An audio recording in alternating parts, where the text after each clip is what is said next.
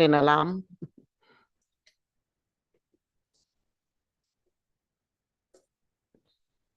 And saying, can this be the place where we refer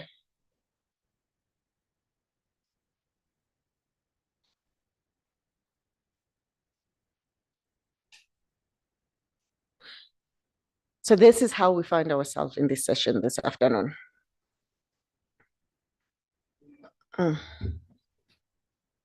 What we're hoping to achieve in this session, first, is to make the connection between the local and the regional.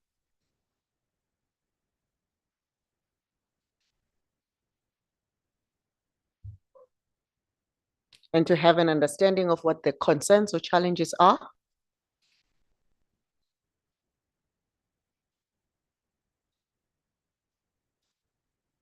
And have an understanding of what is possible in this space.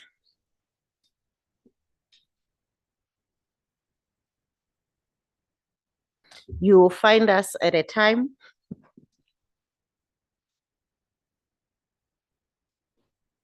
there are serious conversations on the protection of women's rights using the various mechanisms of the African Commission on gender justice broadly. Okay, so what I've been asked to do is to ensure that we use this time to have conversations. So I hope you will co-moderate with me. If it's sounding more formal, and take us back to a place.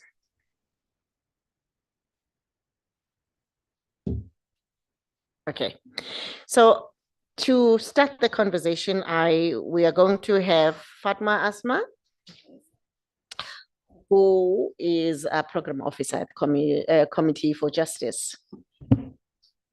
Thank you, Sibo. So allow me, I will speak in French, and I will give a little speech to talk about the context in Tunisia for women. Alors, voilà. Alors, je vous remercie toutes et tous d'être ici ensemble pour parler de ce qui nous concerne toutes et tous, de la liberté et de la dignité et la sécurité des femmes. En Tunisie, en 2017, nous avons cru vivre un tournant historique quand la loi 58 sur l'élimination de la violence à l'égard des femmes a été adoptée à l'unanimité presque. Nous étions très, très fiers. Cette loi n'était pas qu'un texte juridique, c'était aussi une promesse, la promesse que plus jamais une femme ne serait battue, violée, humiliée, menacée, sans que l'État ne se tienne à ses côtés. Cette loi disait enfin, noir sur blanc, que la violence contre les femmes est une violation des droits humains. Cette loi parlait de tout, violence physique, psychologique, économique, sexuelle. Pour la première fois, on reconnaissait aussi la violence psychologique, noir sur blanc, dans un texte juridique tunisien. Pour la première fois, on abolissait une honteuse disposition qui permettait à un violeur d'épouser sa victime pour échapper à la justice. C'était audacieux, c'était féministe, profondément féministe, c'était aussi tunisien. Mais, Allah ghalib, 8 ans après, cette promesse s'effrite parce que le droit, quand il n'est pas protégé, s'éteint dans le silence des institutions. Depuis 2021, la Tunisie vit une régression grave de l'état de droit. Les juges sont réduits et réduites au silence, la presse indépendante est menacée et les voix féministes sont surveillées, intimidées, emprisonnées et exilées. Dans ce contexte autoritaire, les femmes les féministes sont devenues les premières cibles et les dernières à être protégées. Les mécanismes créés par la loi 58, unités spécialisées, refuges, ordonnances, existent encore sur le papier, mais dans la réalité, tout vacille. Les refuges sont fermés, les juges refusent parfois d'émettre des ordonnances de protection et on a vu Refqa Cherni se faire tuer à bout portant par son mari. Les femmes qui osent dénoncer sont découragées, humiliées, harcelées et parfois seulement ignorées. Les policières et policiers qui devraient protéger les femmes victimes de violences, les survivantes, reproduisent souvent la même culture patriarcale qu'elles fuient. Et maintenant, cette police, qu'on a cru un jour qu'elle deviendra républicaine, est encouragée par un discours de haine qui cible tout ce qui est féministe en Tunisie par un régime qui a osé pour la première fois en Tunisie de faire du slut-shaming pour des juges, rien que parce qu'elles ont refusé quelques compromis avec l'administration du ministère de la Justice.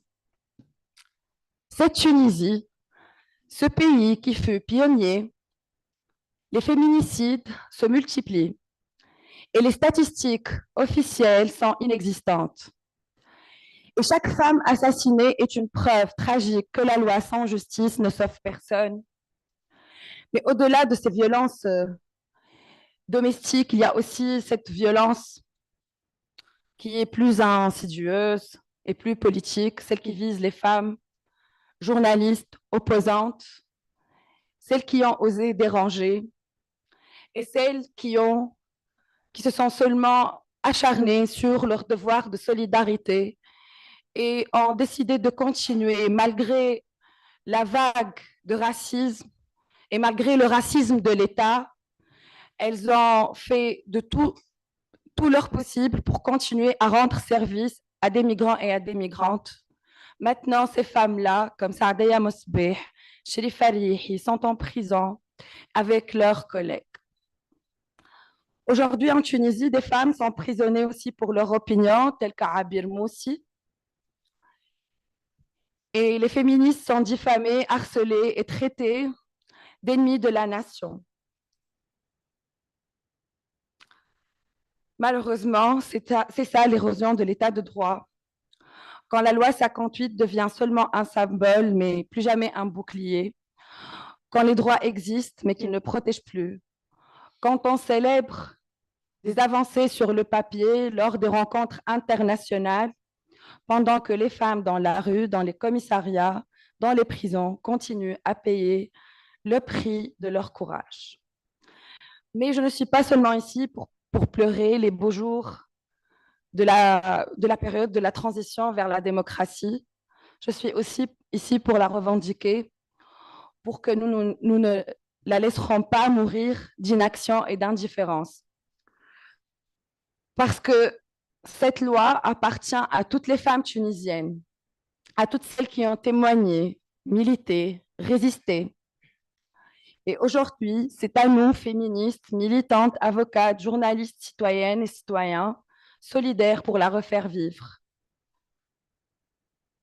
Nous avons aussi, pour refaire vivre la loi 58 et l'implémenter, nous avons besoin de solidarité régionale et internationale. La Commission africaine des droits de l'homme et des peuples a un rôle à jouer. Elle peut rappeler à l'État tunisien ses obligations qu'il a signées librement, au titre, par exemple, du protocole de Maputo. Elle peut exiger des comptes, encourager des missions d'enquête et soutenir les organisations féministes qui, malgré tout, continuent à protéger, accompagner et à faire entendre la voix des femmes. Donc, je vous repasse la parole et merci pour ce moment si beau et à toutes mes camarades ici présentes.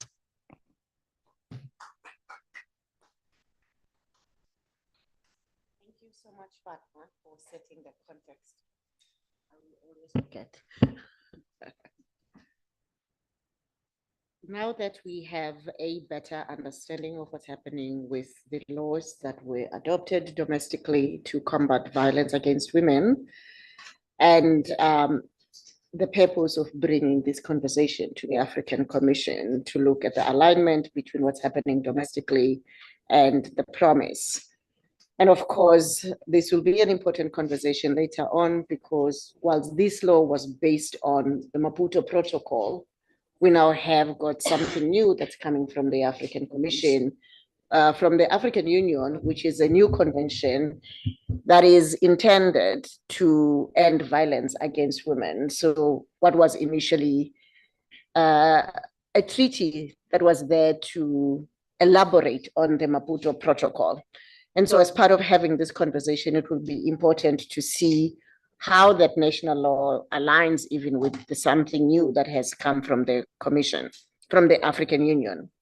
Without further ado, I am going to invite Najet Zamouri, the Vice President of the Tunisian League for Human Rights. Thank you, moderator. It's really an honor to take the floor today at this NGOs forum, which is a vital space where Africa's civil society gathers ahead of the 85th session of the African Commission on Human Rights and People Rights, to reaffirm our shared commitment to human dignity, justice, and equality. I address you today not only as a Tunisian woman, but as an African woman, also standing in solidarity with our sisters across the continent, whose courage, resilience, and leadership continue to inspire our collective struggle for equality and justice. I remember one friend from sub-Saharan country, he told me, Tunisia, is it in the Middle East? I told him, no, it's in Africa, it's in North Africa. So we are African. Yeah, so across Africa, women continue to face systemic barriers to leadership, patriarchal structures, discriminatory laws, and deeply rooted stereotypes that limit their participation in politics, business, and civil society. And despite their expertise and commitment, African women, we remain underrepresented in positions of power and often sidelined from the very processes that shape their lives and communities. And yet, we know that when women lead, they transform societies, right?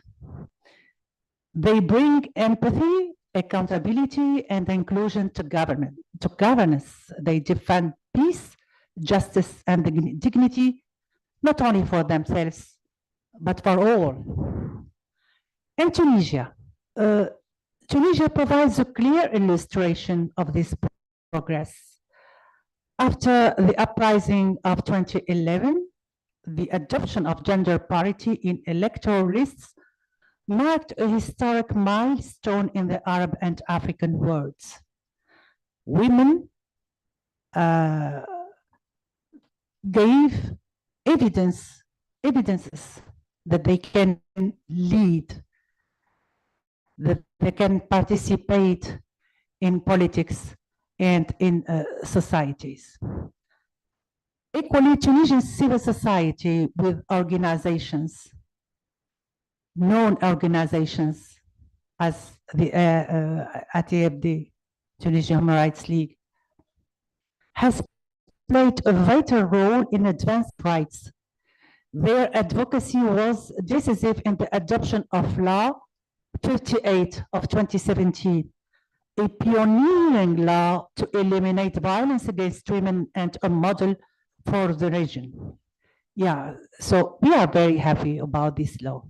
However, in recent years, we have witnessed a worrying backlash against women's rights in Tunisia. Gains once considered irreversible are being questioned, and the civic space that allowed women and feminist organizations to thrive is shrinking. Women human rights defenders face increasing online harassment, legal intimidation, and exclusion from public debate. The implementation of progressive laws, as it was mentioned by Fatma. So the implementation of this progressive law, such as Law 58, suffers from lack of political will and insufficient funding, weakening support services for survivors of violence. This regression reminds us that progress is never guaranteed. The struggle for gender equality must be constantly defended, renewed, and reinforced through vigilance, solidarity, and collective advocacy, both at the national and continental levels, and why not at universal also level. Our work is far from over. Across Africa, women continue to face grave challenges. And thank you for your attention.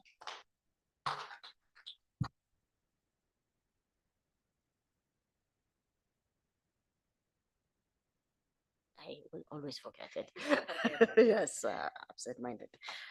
Thank you for that, and for reminding us as part of this conversation about what kind of feminist or women's rights progress actually mean, because we take one step forward and then there are about 3 steps.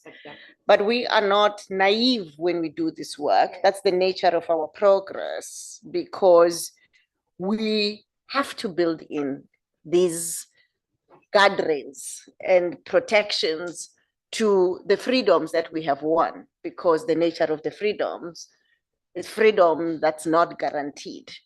And so having to work and do work that is also, you know, you have won, but actually part of that winning is ensuring that it doesn't actually go away. And I think this is part of the dream that we have, where you just win and you keep on going forward.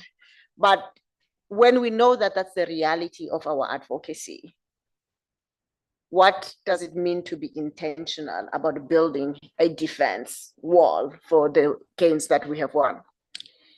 So I am now going to let Jay from Maujodin for Equality. And they are going to talk to us also about what's happening in the activism that they're involved in. So thank you very much. Thank you so much. Thank you all for being here. I would like to build on the question of incoherence raised by Asma here for between the legislator's stance on women's rights and the state's actual involvement in the guaranteeing of these rights. So the structures that are supposed to provide the services that women need the most are mostly not governmental. So we have a heavy reliance on civil society organizations for specific legal, social, psychological, and medical services. This is in general, but the need is much more pressing for marginalized women, specifically and particularly when it comes to gender affirming healthcare for transgender women and transgender people in general, inclusive and trauma informed mental health services when one has survived an act of violence, screening and guidance on where to get treatment for STIs is also guaranteed by civil society organizations more so than the state. Sex education is not at all guaranteed by the state and is fully taken on by international cooperation and local NGOs. And emergency housing and legal support for victims of domestic and conjugal violence are very much led by civil society organizations in Tunisia. And this is only to name a few. So for queer women, the the struggle of being a woman is compounded by other factors of vulnerability. So queer women are less likely to have access to stable financial resources that enable them to seek these services independently, even when it comes to a cold, let alone something that has to do with a sexual or reproductive health issue, or legal support, or any other need that they might have. So since women, queer women specifically, are likely to experience violence in schools, they are less likely to have the support that they need to have high-paying jobs, which makes them subject to being deprived from work. Also, by being fired once their employer finds out about their sexuality or gender identity, or rejected from job opportunities due to their gender expression. And these are forms of discrimination that are well documented in the Tunisian space. Queer women are also likely to experience harassment and violence at work, and they're pushed out of spaces where they can earn a decent living, to the point that all transgender women in Tunisia have been found in a demographic study to earn less than $100 of monthly stable income. So this clearly puts them at a high risk for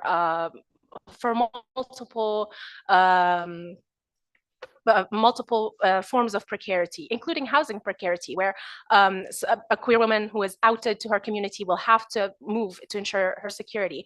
And queer women are denied housing altogether routinely due to their non-normative gender expressions and to their perceived identities.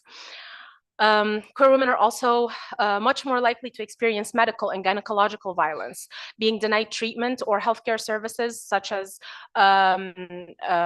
in spaces where gynecology is centered on reproduction, is a commonplace practice in Tunisia. So I've seen multiple cases where women have been denied pain relief. If we treat you for this and then it prevents you from having a baby later on? What if your partner wants a kid later on? And this is basically placing the needs of a hypothetical husband or a hypothetical baby over the immediate pain of the woman in question. Certain STIs and certain infectious diseases are also qualified by multiple advised or let's say ill-informed medical health professionals as the natural consequence of being queer or of being transgender. On the other side, we can experience discrimination as in women can be pathologized for their identity when that's not the issue that they're seeking help for. So you would go for depression, for example. You'd see a psychologist or psychiatrist, and they would leave your depression aside and treat you for being gay. This is a conduit, this is a conduit for medical torture, and one form of this is conversion therapies that queer women have been subjected to for ages now. This is without speaking of the structured or non-institutionalized practices of insulting, harassing, outing queer women in the medical space by medical staff, or even by administrative workers at hospitals and healthcare facilities. The legal framework,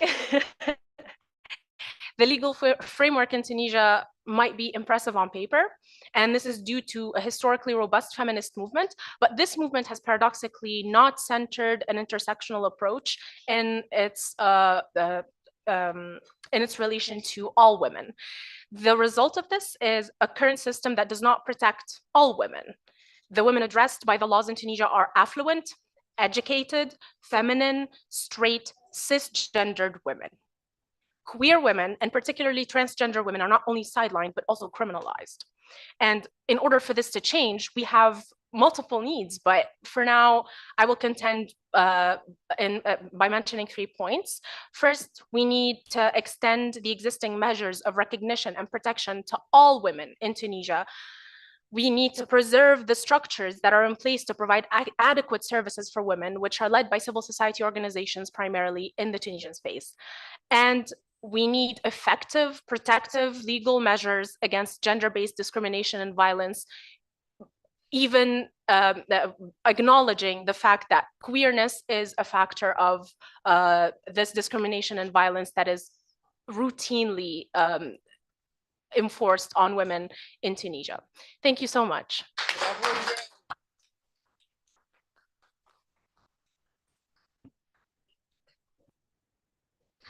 Thank you so much, Jay. Building from the first conversation on Fatma around intersectionality, how issues of nationality can sometimes not be seen, by the law. And so here we are talking about a progressive legal framework that is not able to see, other women, queer women, and as part of that, failure to pay attention and having this idea of what a good Tunisian woman who must be protected by the law should be.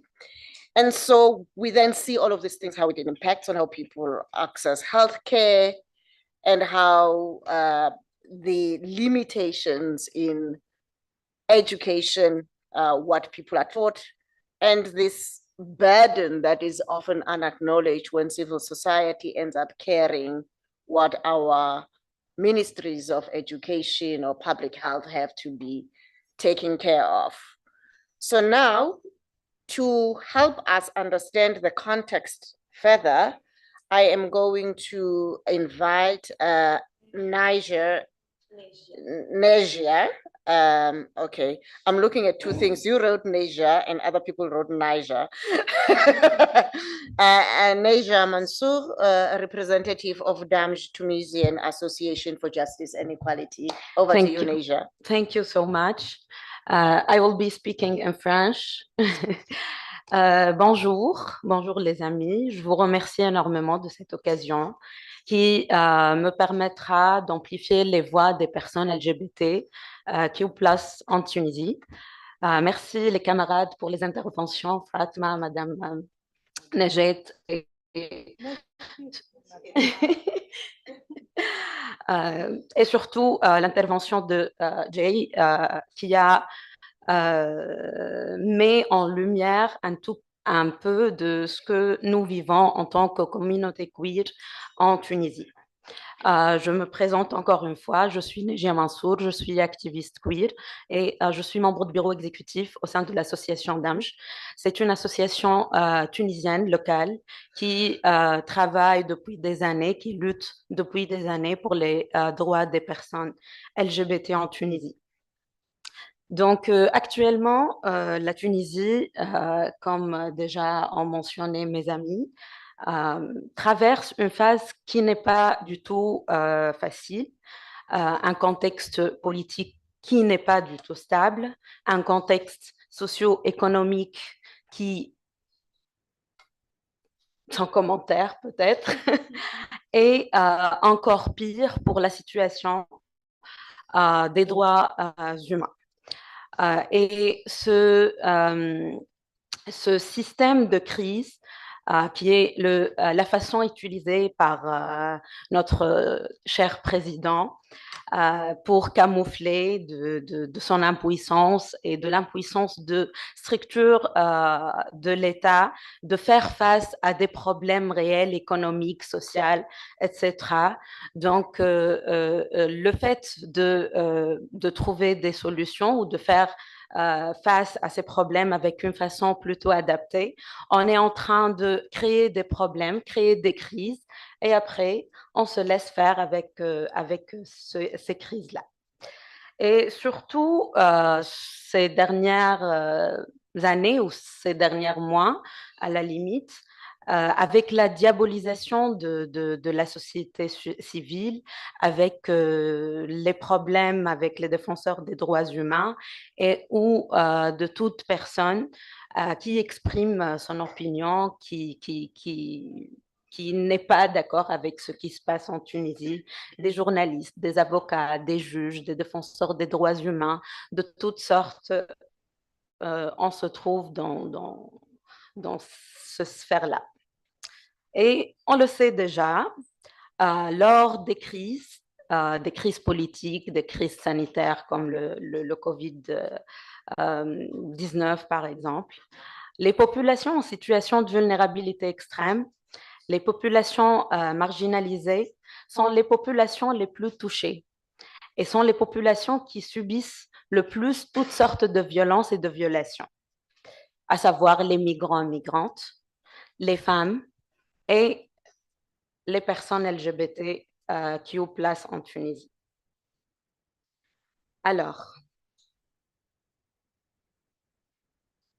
en Tunisie, on a, mashallah, une panoplie des articles et des lois qui criminalisent non pas les pratiques homosexuelles, mais c'est encore pire, ils condamnent les identités des personnes non normatives. L'article 230, par exemple, qui criminalise l'homosexualité de 3 ans de prison, qui est, by the way, un article colonial qui date de 1913.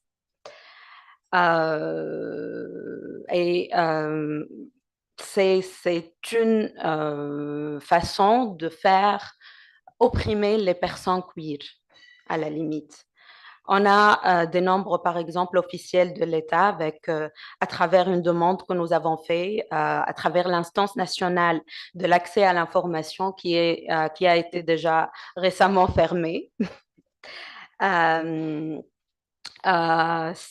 Selon ces données, par rapport au nombre des personnes qui sont en prison sur la base de l'article 230, il y a une moyenne de entre 600 et 800 personnes chaque année depuis 2008 jusqu'à 2000 à peu près 21 sont emprisonnés sur la base de l'article 230 et ce qu'on a comme des documentations que le nombre sous le régime de Kais Saïd a beaucoup évolué. Donc, mais à part l'article 230, il y a d'autres articles qui criminalisent les personnes homosexuelles. On est très... L'article, par exemple, 226 bis de Code pénal aussi, qui parle d'atteinte aux bonnes mœurs et morale publique, si vous savez qu'est-ce que ça peut dire comme terme. Utilisé principalement contre les femmes transgenres, parce que si avec un contrôle papier, il te demande tes papiers pour voir que ça ne correspond pas à ce que tu peux être et donc tu seras automatiquement emprisonné. C'est comme ça en Tunisie.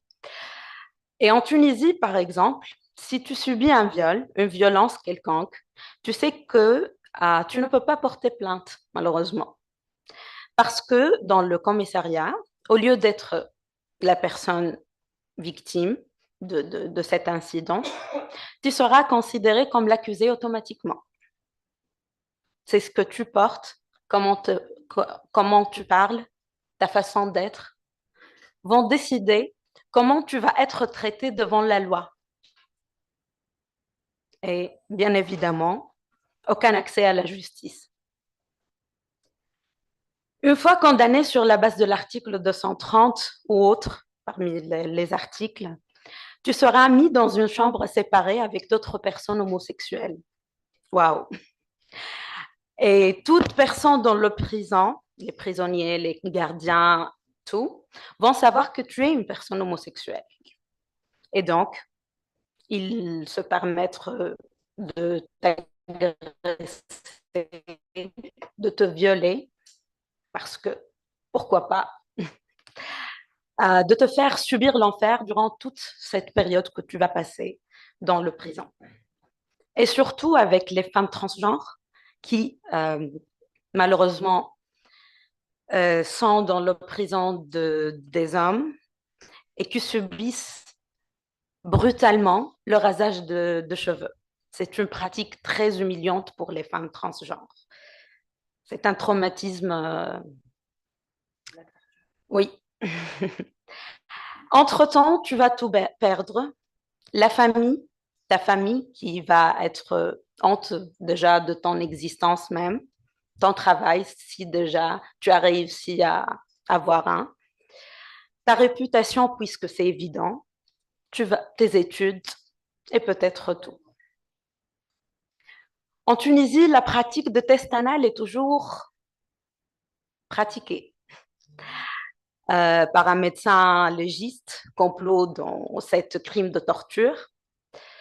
Pour ceux et celles qui ne savent pas c'est quoi le test anal, c'est lorsqu'un médecin met son doigt dans l'anus de la personne accusée afin de prouver si cette personne-là est homosexuelle ou pas.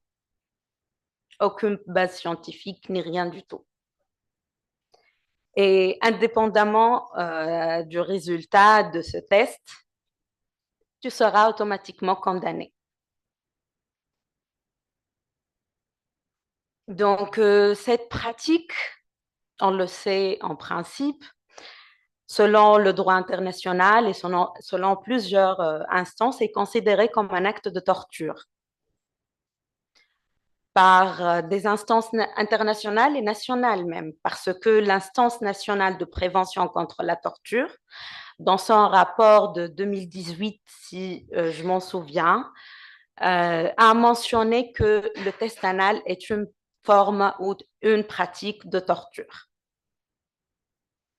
Parlons peut-être des violences policières avec toute l'impunité du monde, les arrestations massives les quelques mois. On a toujours des campagnes, les 3-4 mois, des campagnes d'arrestation massive. Des campagnes de haine qui sont peut-être ou qui ont été menées par notre cher président Kais Saïed à travers son discours électoral officiel. En Tunisie aussi, et malheureusement, les demandeurs et demandeuses d'asile et les réfugiés de la communauté LGBT subissent la double peine, la double marginalisation, et surtout après le discours de Kais Saïed en février 2023. Ce discours qui a donné le feu vert pour toute la société tunisienne et les structures de l'État à commettre des crimes contre les personnes noires. Je ne sais pas si vous le savez aussi, mais depuis juin 2024, on ne peut plus, les personnes demandeurs d'asile, les personnes qui veulent demander l'asile en Tunisie ne peuvent plus le faire parce que le Haut Commissariat des droits de l'homme ne fait plus l'enregistrement. Et malheureusement. Finalement, la société civile tunisienne, pour moi, se trouve aujourd'hui marginalisée, honnêtement. Nous sommes marginalisés, au vrai sens du mot. Les défenseurs de droits humains sont ou bien en prison, ou bien harcelés avec des dossiers qui sont déjà là, et pour des motifs divers, c'est-à-dire à chaque fois, on a des motifs qui peuvent nous surprendre.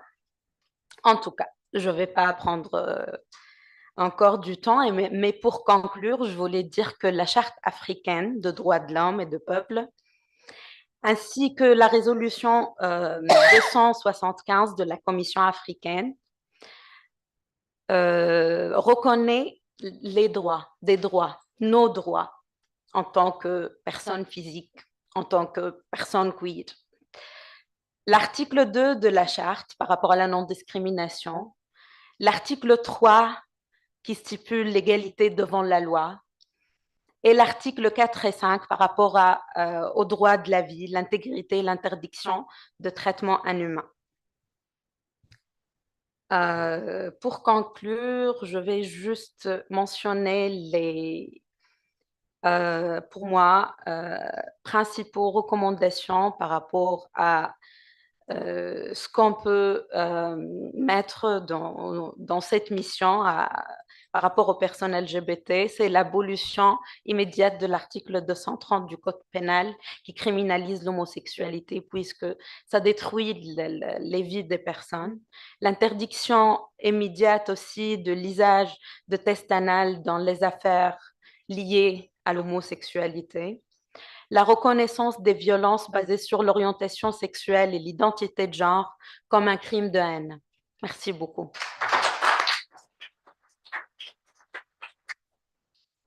Thank you very much, Naja, for also providing that context. So one, we hear about the limitations of the law, and then here we hear the story of how the law itself can be the basis of human rights violations of queer people in Tunisia. And in particular, we're looking at practices like anal exams and also the laws that continue to criminalize certain aspects of lives of queer people in Tunisia. So as someone who has been here for quite some time, involved in all manner of struggles on gender justice, especially issues of LGBT and women's rights. Now that we have heard what's happening in Tunisia, and there is this visit to explore what is possible. So in your biggest of dreams and hopes, what do you think this space can do about the challenges that you are facing at home? Because I'll tell you what is possible or not. But what would you like to see here at the African Commission as you tell the story of what's happening in Tunisia?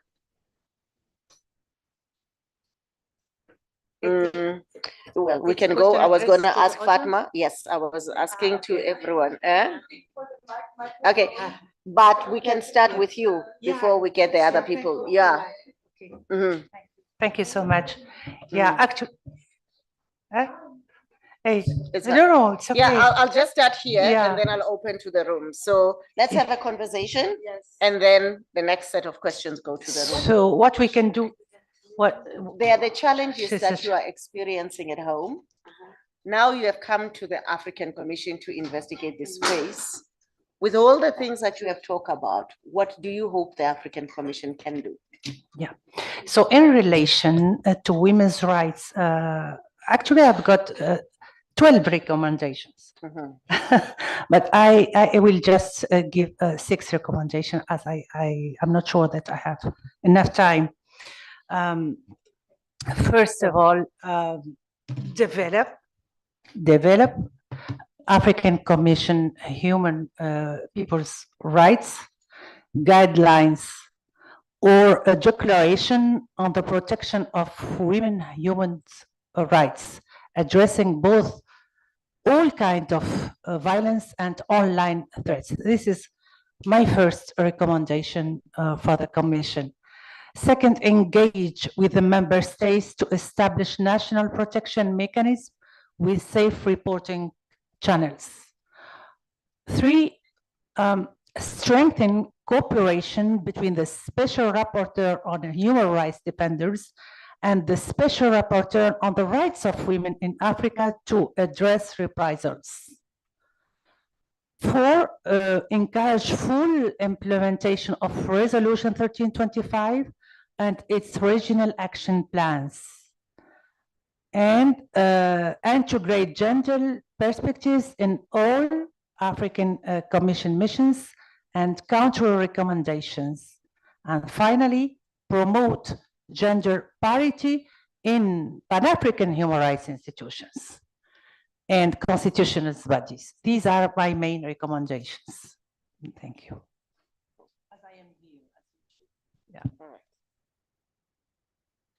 Fantastic. Fatma, Jay, Naja, anyone can answer the same question. Yeah, what are you hoping to achieve? Yes. Hope. D'abord, maintenant, je vais reprendre la parole en tant que féministe, une activiste féministe. Je pense que nous, les féministes tunisiennes, on a un peu délaissé les mécanismes régionaux africains. Et durant toute la période de la transition, nous sommes seulement focalisés sur le droit interne, sur nos problèmes internes, et nous avons délaissé la solidarité panafricaine. Et maintenant, moi, par exemple, c'est la seconde session à laquelle je participe. Et je trouve que l'Afrique du Nord est quasi inexistante. On n'a pas de voix, alors que c'est l'Afrique, c'est notre continent, ce sont nos mécanismes. Donc, my hope, c'est de rencontrer, networker, faire beaucoup plus de rencontres, avoir beaucoup plus de débats healthy avec d'autres activistes féministes de toutes les manières, partout. Donc, partout, nous sommes dans un contexte de backlash. Ça se passe mal partout. Et je pense qu'on a assez le temps de mieux réfléchir pour rebondir. Tout à l'heure, toi, Sibo, tu nous as rappelé la convention pour l'élimination des violences à l'égard des femmes et des filles en Afrique. Et avec Isla, je trouve que vous avez fait un très, très grand travail de mobilisation pour lire et analyser cette convention. Donc, par exemple, et cette lecture féministe, malgré tout le travail que vous avez fait et tous les efforts, j'étais franchement témoin. Cette convention, certaines féministes dont je faisais partie, nous étions toujours naïfs et on a cru que cette convention avait une grande added value. Donc, nous avons besoin de nous rencontrer beaucoup plus, même si online, it's okay, et qu'on partage knowledge, les expériences, et qu'on forme un front féministe sur ce continent pour mieux nous battre et pour mieux nous protéger. Voilà.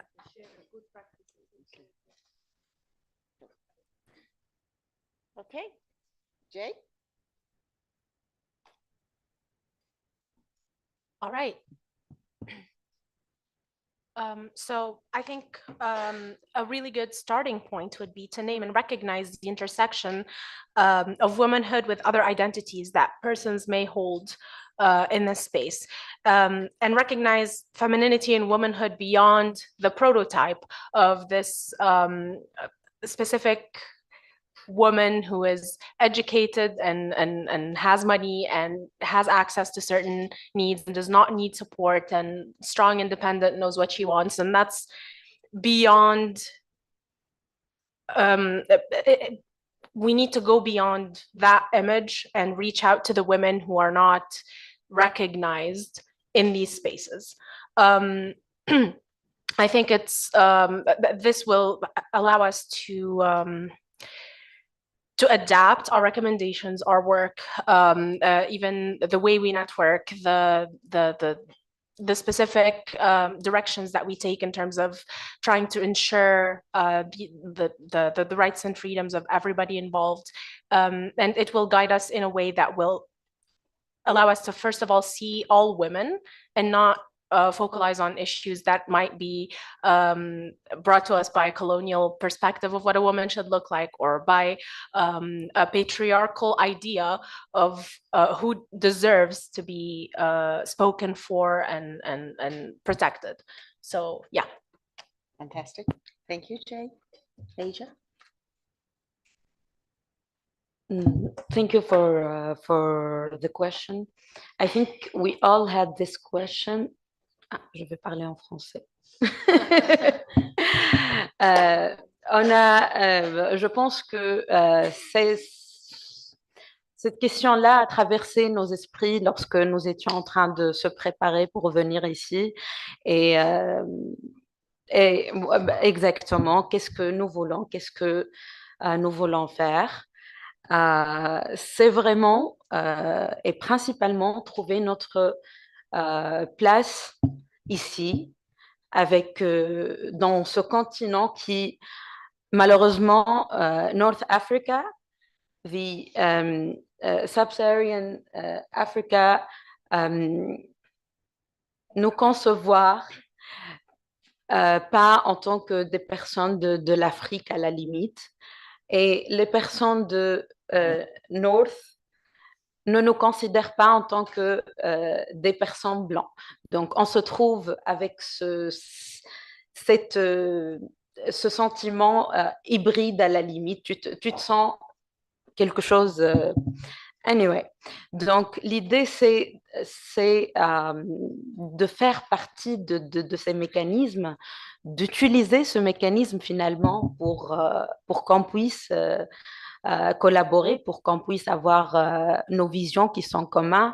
L'impact, par exemple, du colonialisme du continent africain, ça nous a tous touchés bien sûr, pas de la même manière, mais ça nous a tous touchés. Hier, une personne renommée ou une personne qui a une position X, je ne vais pas citer son nom, bien sûr, mais lorsque j'ai parlé des personnes de la communauté, je ne veux pas citer. Il